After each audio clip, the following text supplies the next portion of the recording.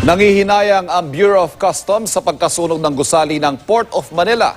Ang naturang gusali na halos 9 na dekada ng tanda, isinasailalim daw sa rehabilitasyon na mangyari ang sunog. Nakatutok si Bernadette Reyes. Nakakordon na ang gusali ng tanggapan ng Port of Manila ng Bureau of Customs matapos masunog nitong Biyernes ng gabi. Bakas ang tindi ng apoy.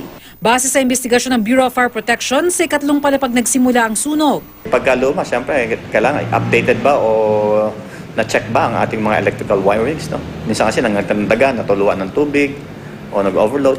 Nasa kalagitnaan daw ang customs sa rehabilitasyon ng gusali nang mangyari ang sunog. In 1932 ito itinayo.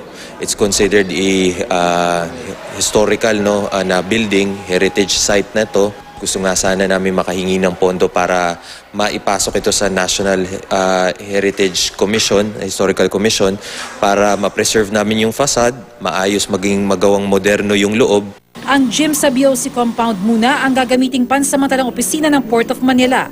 Inaasahang operational na ulit sila kasabay ng pagbabalik trabaho sa Martes. Siniguro rin ng ahensya na hindi maaapektuhan na nangyari ang kanilang mga investigasyon. May mga backup naman daw sila ng mga dokumentong maaaring nadamay sa sunog. What we can reassure the public is that may redundancies tayo. No? Nasa servers po yan, nasa database ng Bureau of Customs ang electronic records ng lahat ng transactions in the BOC. Bernadette Reyes, Nakatutok, 24 Oras.